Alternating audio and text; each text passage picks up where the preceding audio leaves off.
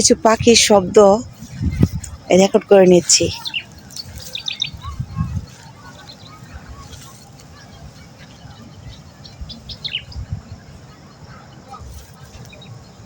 অনেক ভালো লাগে আমার কাছে পাখির শব্দগুলো।